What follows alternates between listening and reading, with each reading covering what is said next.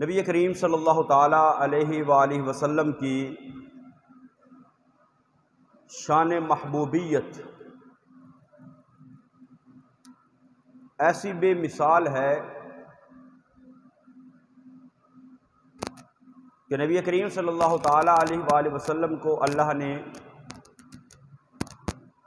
عظمتیں، شانیں، رفعتیں اور بلندیاں عطا فرمائیں، اور پھر یہ مسلمہ اصول، قاعدہ اور قانون ہے کہ محبوب کی ہر چیز بھی محبوب ہوتی ہے۔ تو اللہ رب العالمین حکم الحاکمین کو نبی کریم صلی اللہ تعالیٰ علیہ وآلہ وسلم کی نسبتیں جو ہیں وہ بھی اللہ کو بڑی پیاری ہیں، کیونکہ محبوب کریم صلی اللہ تعالیٰ علیہ وآلہ وسلم کا مقام و مرتبہ اللہ رب العالمین حکم الحاکمین کی بارگاہ میں ساری کائنات سے افضل اور اعلیٰ ہے۔ اور پھر محبوب کریم صلی اللہ تعالیٰ علیہ وآلہ وسلم کا جس کے ساتھ تعلق ہے اور جس کی نسبت جو ہے وہ رسول اللہ صلی اللہ تعالیٰ علیہ وآلہ وسلم کے ساتھ ہے، ان ہستیوں کا بھی اللہ رب العالمین حکم الحاکمین نے مقام جو ہے وہ بہت بلند اور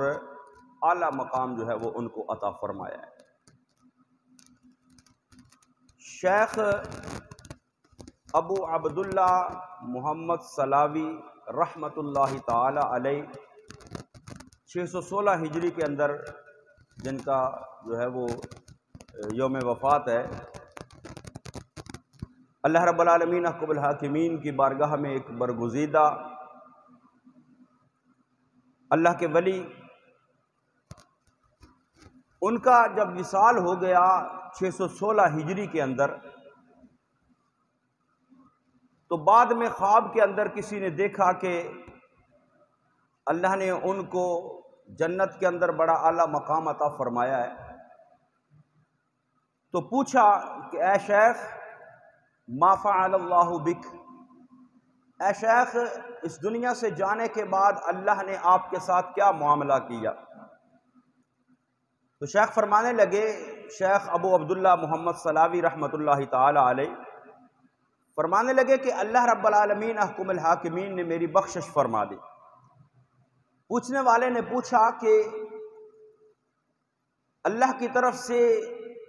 یہ مقامات، یہ مرتبہ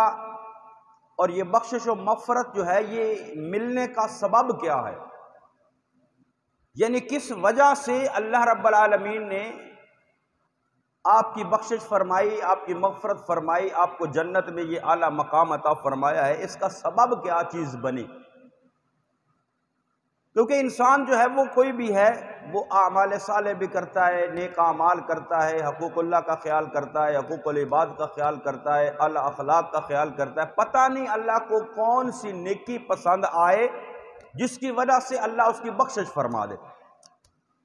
تو پوچھنے والے نے پوچھا کہ اے شیخ آپ کی بخشش اور مغفرت کا سبب کیا چیز بنا؟ تو شیخ فرمانے لگے کہ جو میری بخشش اور مغفرت کا سبب جو چیز بنی ہے وہ کیا ہے؟ بِشَيْءٍ مِّنَ النِّسْبَةِ بَيْنِي وَبَيْنَ رسول اللہ صلی اللہ تعالی علیہ وسلم، فرماتے ہیں بِشَيْءٍ مِّنَ النِّسْبَةِ بَيْنِي وَبَيْنَ رسول اللہ صلی اللہ علیہ وسلم، فرماتے ہیں کہ میرے اعمال ایک طرف رہے، میری جو بخشش کا سبب اور ذریعہ جو چیز بنی ہے وہ رسول اللہ صلی اللہ تعالیٰ علیہ وآلہ وسلم کے ساتھ نسبت جو ہے وہ میری بخشش کا سامان بن گئی ہے۔ پوچھنے والے نے پوچھا کہ آپ سید تو نہیں کہ سادات میں سے ہوں، خون رسول کے ساتھ نسبت ہو جس وجہ سے اللہ نے آپ کی بخشش فرما دی ہو؟ کیونکہ جس کا تعلق مصطفیٰ کریم صلی اللہ تعالیٰ علیہ وآلہ وسلم کے ساتھ جو ہے وہ نسبی تعلق ہے، جو خون مصطفیٰ ہے، جو سادات ہے، ان کا تو اللہ حیا فرماتا ہے خون مصطفیٰ کی وجہ سے، لیکن آپ سید بھی نہیں ہیں، سادات میں سے نہیں ہیں، پھر کس نسبت کی وجہ سے اللہ نے آپ کو جو ہے وہ بخش دیا؟ تو فرماتے ہیں کہ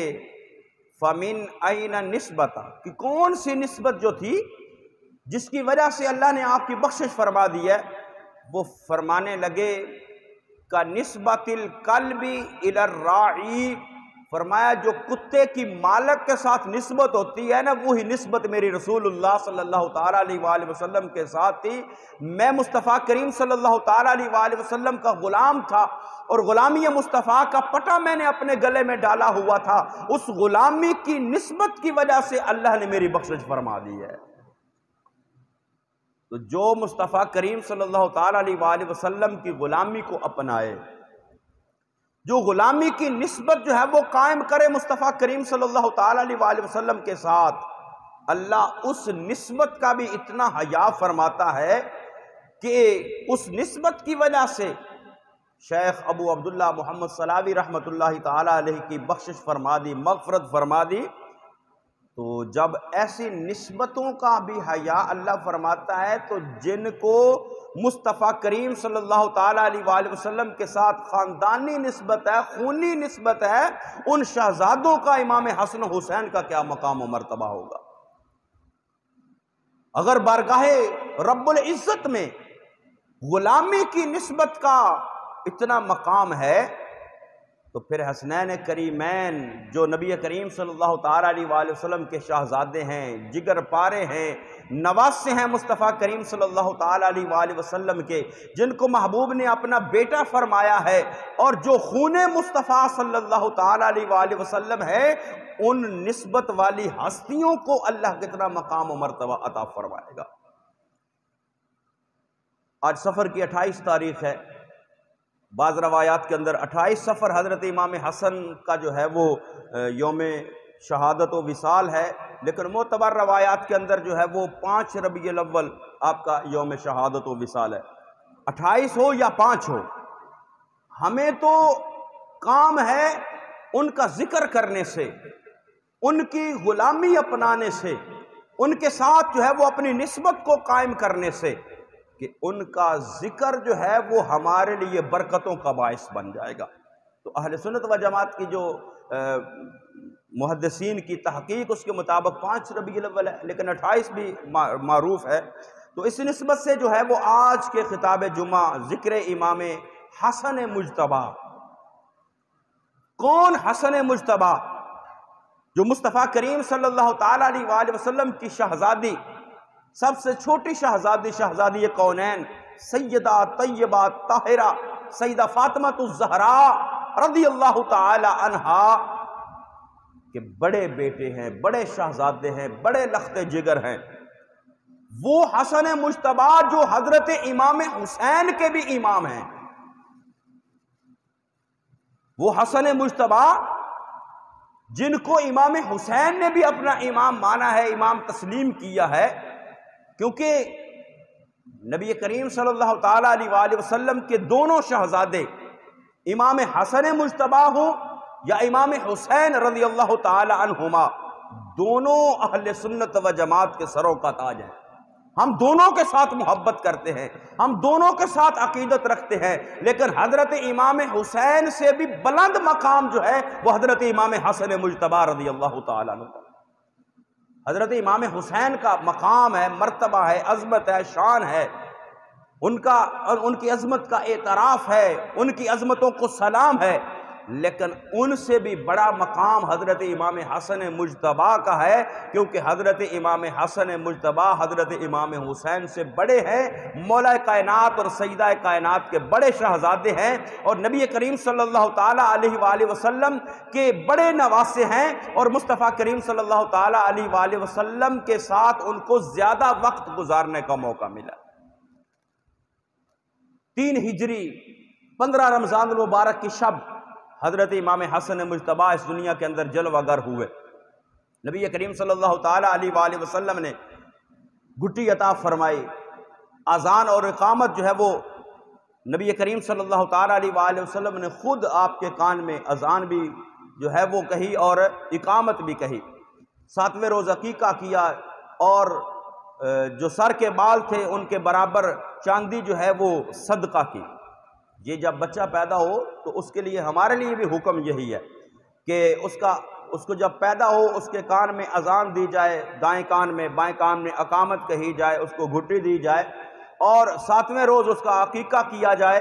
اور اس کے سر کے بال جو ہوتے ہیں جو 7ویں روز اتروائے جاتے ہیں، ان بالوں کے وزن کے برابر چاندی جو ہے وہ صدقہ کی جائے۔ ہاں 7ویں روز عقیقہ کیا جائے بہتر ہے، نہیں کر سکا تو عقیقہ پھر وہ فرض واجب نہیں ہے کہ 7ویں روز کرنا ضروری ہے، استطاعت ہے تو کرے، نہیں استطاعت تو جب استطاعت ہو تب کر سکتا ہے، 7ویں روز کر لے، 14ویں روز کر لے، 21ویں روز کر لے، جب موقع ملے تب کر سکتا ہے۔ لیکن سنت جو ہے وہ ہے کہ 7ویں روز عقیقہ کیا جائے۔ تو نبی کریم صلی اللہ تعالیٰ علیہ وآلہ وسلم نے اپنے شہزادے کا 7ویں روز عقیقہ فرمایا، سر کے بالوں کے برابر چاندی صدقہ کی، اور حضرت علی المرتضیٰ شیر خدا کرم اللہ تعالیٰ وجہ الکریم سے پوچھا کہ علی بیٹے کا کیا نام تجویز کیا؟ عرض کیا یا رسول اللہ صلی اللہ تعالیٰ علیہ وآلہ وسلم میری خواہش ہے کہ اپنے اس شہزادے کا نام حمزہ رکھوں، اپنے چچا کی نسبت کی طرف۔ لیکن نبی کریم صلی اللہ تعالیٰ علیہ وآلہ وسلم نے فرمایا اللہ نے جو مجھے حکم فرمایا ہے، اللہ کے حکم کے تحت میں اپنے اس بیٹے کا نام جو ہے وہ حسن رکھتا ہوں، حسن نام رکھا۔ 8 سال نبی کریم صلی اللہ تعالیٰ علیہ وآلہ وسلم کا پیار ملا، 8 سال ظاہری حیات طیبہ نبی کریم صلی اللہ تعالیٰ علیہ وآلہ وسلم کی،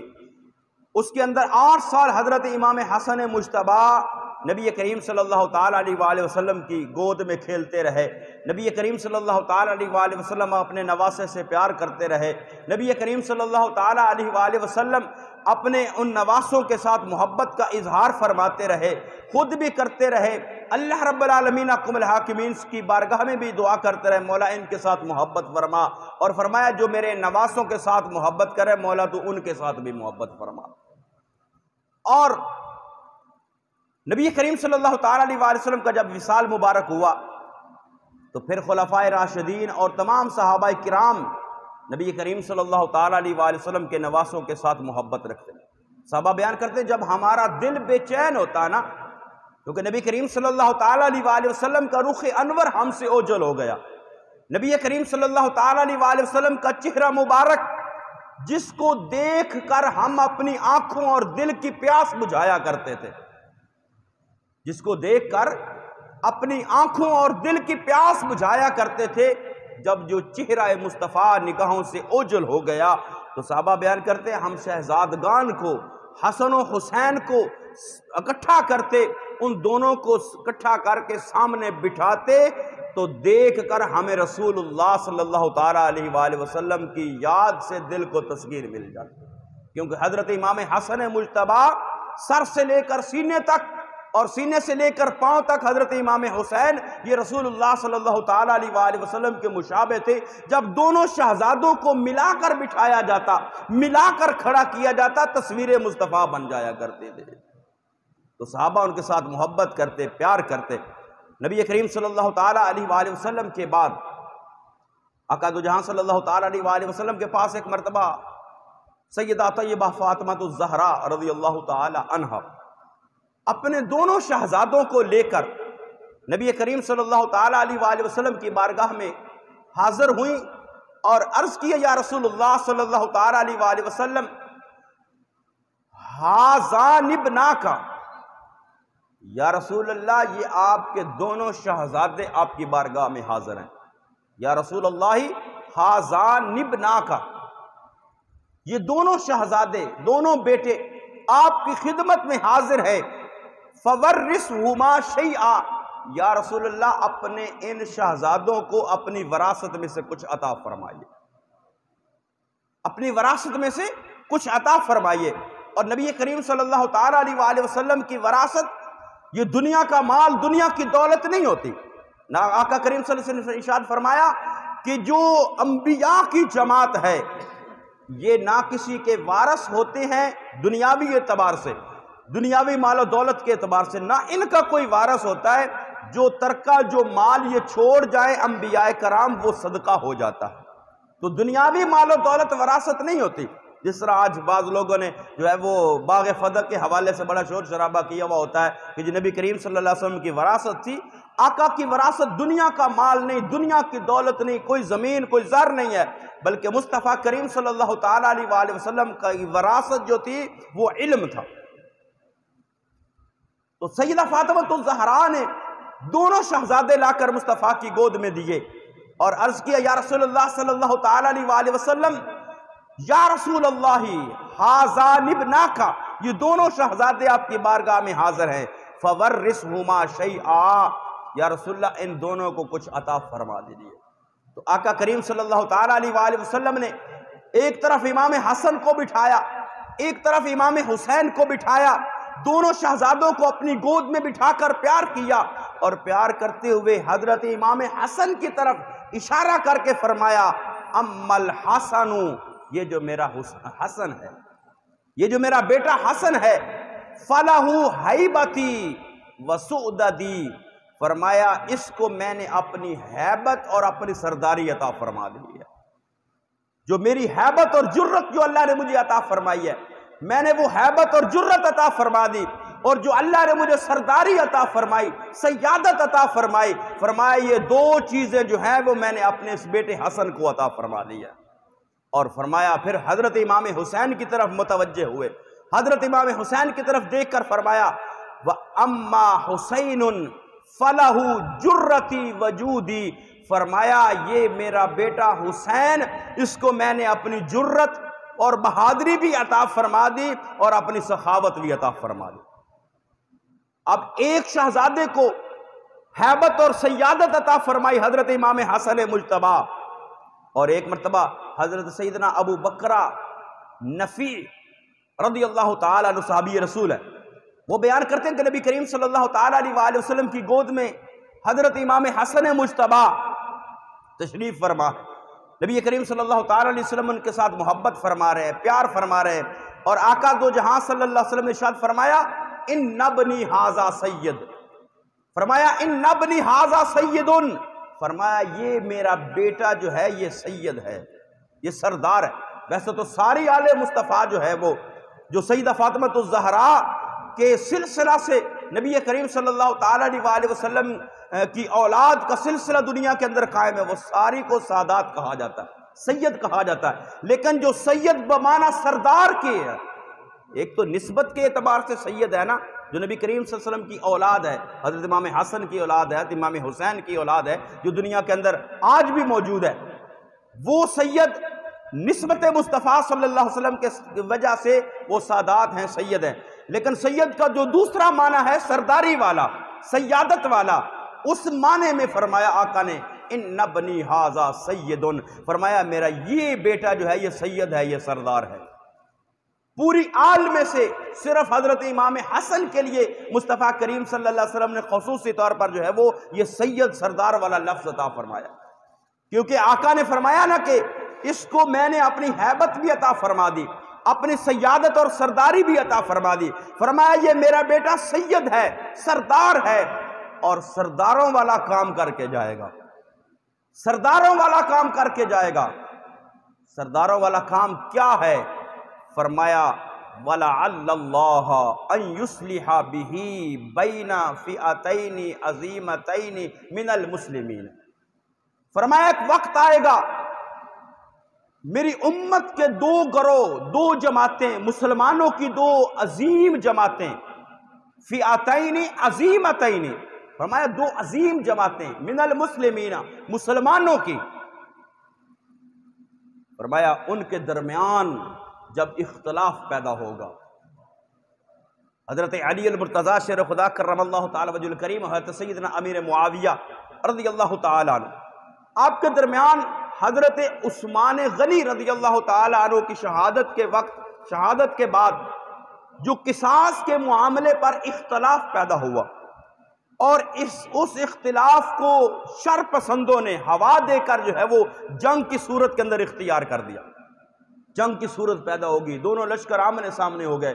کوئی ذاتی انات نہیں تھا، کوئی ذاتی دشمنی نہیں تھی، کوئی ذاتی لڑائی نہیں تھی، اختلاف رائے تھا، خون عثمان کے حوالے سے، حضرت عثمان غنی رضی اللہ تعالیٰ عنہ ذی النورین کے حوالے سے، حضرت امیر معاویہ کا موقف تھا کہ خون عثمان کا بدلہ لیا جائے، مولا کائنات کا موقف تھا کہ حالات خراب ہے پہلے ہی، اگر اب اس معاملے کے اوپر سختی کی جائے گی حالات مزید خراب ہوں گے۔ حضرت علی کی رائے حق تھی، حضرت علی کی رائے جو تھی وہ حق تھی، حضرت امیر معاویہ اس رائے کے اندر خطائے اجتہادی کے اندر مبتلا تھے، لیکن ان کی وجہ عناد کوئی دشمنی نہیں تھی، ان کی وجہ عناد کوئی ذاتی لڑائی نہیں تھی، ان کی وجہ عناد کوئی دنیاوی مفاد نہیں تھا۔ ایک جو اختلاف رائے کی بنیاد پر جو اختلاف پیدا ہوا، وہی شر پسند عناصر جنہوں نے حضرت عثمان غنی ذو النورین کو شہید کیا، وہی شر پسند عناصر دونوں گروہوں میں شامل ہو کر ان کو جو ہے وہ سامنے لا کر کھڑا کر دیا۔ تو فرمایا مصطفیٰ کریم صلی اللہ علیہ وسلم نے ایک وقت آئے گا میری امت کے اندر مسلمانوں کی دو عظیم جماعتیں، ادھر بھی صحابہ کرام ہیں، ادھر بھی صحابہ کرام ہیں، یہ بھی مسلمان ہیں، یہ بھی مسلمان ہیں، آقا نے فرمایا یہ مسلمانوں کی دو عظیم جماعتیں ہوں گی، آپس میں اختلاف پیدا ہو جائے گا، آپس میں لڑائی جھگڑے کی صورت اختیار ہو جائے گی۔ فرمایا اس وقت میرا یہ بیٹا حسن سیادت والا، سرداری والا کردار ادا کرے گا، اور فرمایا ان دو مسلمانوں کی عظیم جماعتوں کے درمیان میرا یہ بیٹا جو ہے وہ صلح کروا دے گا،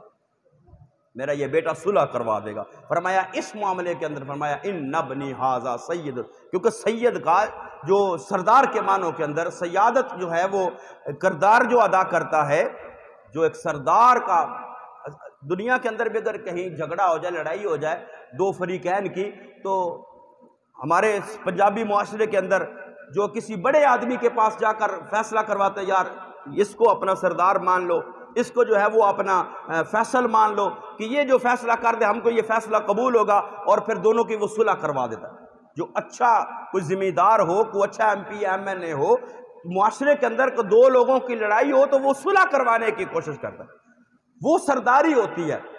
تو فرمایا یہ میرا بیٹا بھی سردار ہے۔ جب مسلمانوں کی دو عظیم جماعتوں کے درمیان جو ہے وہ اختلاف پیدا ہو کر لڑائی جھگڑے کی صورت اختیار ہوگی، فرمایا اس وقت میرا یہ بیٹا جو ہے وہ سیادت والا کردار ادا کر کے ان کے درمیان صلح کروا دے گا۔ اور حضرت امام حسن مجتبیٰ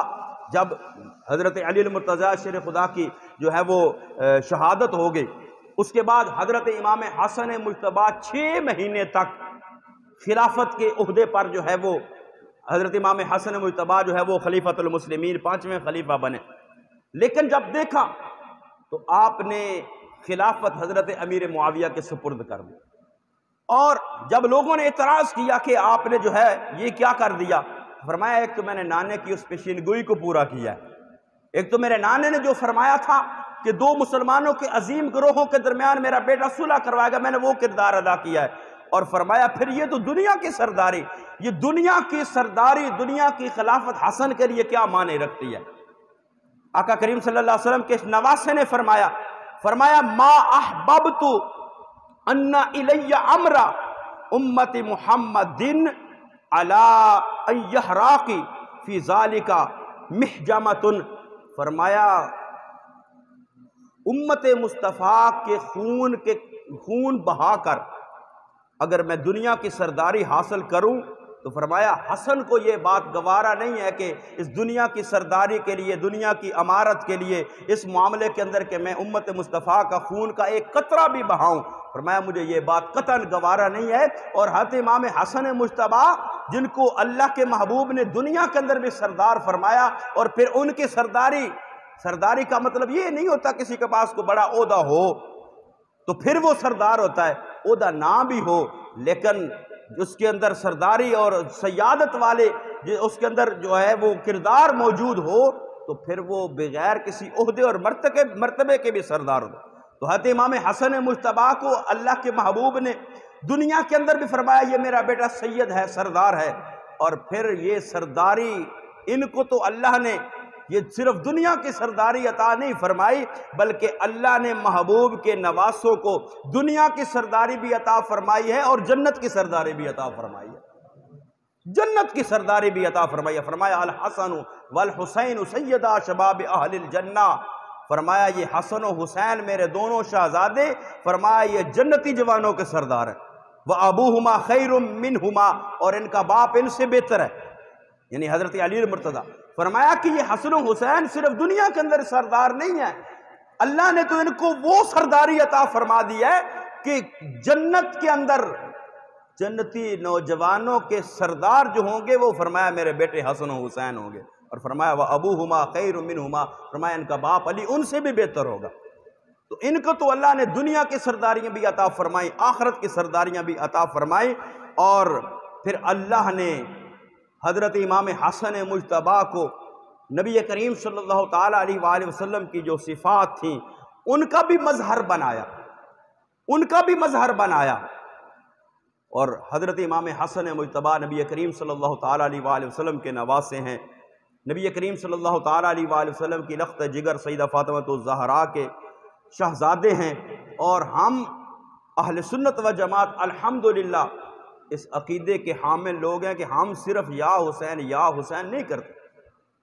ہم حضرت امام حسن کا ذکر بھی کرتے ہیں، حضرت امام حسن کا تذکرہ بھی کرتے ہیں۔ کچھ لوگ صرف یا حسین امام حسین کا ذکر اور تذکرہ کرتے ہیں، حضرت امام حسن کا نام بھی ان کی زبانوں پر نہیں آتا، لیکن ہمیں اللہ رب العالمین حکم الحاکمین نے وہ عقیدہ عطا فرمایا ہے کہ ہم حضرت امام حسن کا بھی یہ احترام کرتے ہیں، ان کا بھی ذکر کرتے ہیں، ان سے بھی محبت کرتے ہیں، اور حضرت امام حسین سے بھی محبت کرتے ہیں۔ یہ حضرت امام حسن کی سرداری تھی کہ اس سرداری اور سیادت کے اندر آ کر حضرت امیر معاویہ کے ساتھ صلح کر کے امت کو اختلاف سے بچایا، لیکن جب حضرت امام حسین کو آقا نے اپنی جرت اور سخاوت عطا فرمائی تو پھر وہ جرت تھی جو حضرت امام حسین کو یزید کے سامنے لا کر کھڑا کر دیا، اس کے سامنے پھر انکار کر دیا، ڈٹ گیا اس کے سامنے، اور پھر سخی اتنے سخی کہ اپنا سب کچھ قربان کر دیا راہ خدا کے اندر، دین مصطفیٰ کے لیے اپنے بیٹے قربان کر دیے، دین مصطفیٰ کے لیے اپنے بھانجے بھتیجے قربان کر دیے، دین مصطفیٰ کے لیے اپنے بیٹے قربان کر دیے، دین مصطفیٰ کے لیے اپنا گھر چھوڑ دیا، دین مصطفیٰ کے لیے اپنا سب کچھ قربان کر دیا، لیکن جو محبوب نے فرمایا میرا حسین، یہ اس کو میں نے اپنی جرت عطا فرمائی ہے، اپنی سخاوت عطا فرمائی ہے۔ کربلا میں حضرت امام حسین نے اس جرت کا بھی مظاہرہ کیا اور سخاوت کا بھی مظاہرہ کیا، تو ہم حضرت امام حسن سے بھی محبت کرتے ہیں، امام حسین سے بھی محبت کرتے ہیں، کیونکہ ان دونوں کی محبت یہ رسول اللہ صلی اللہ علیہ وسلم کی محبت کے حصول کا ذریعہ ہے۔ اللہ رب العالمین حکم الحاکمین ہمیں ان نواسوں کے ساتھ محبت کرنے کی توفیق نصیب فرمائے، اور ان کے ساتھ جو ہے اپنی نسبت کو قائم رکھنے کی توفیق نصیب فرمائے، آمین۔ وما علیہ الا البلاغ۔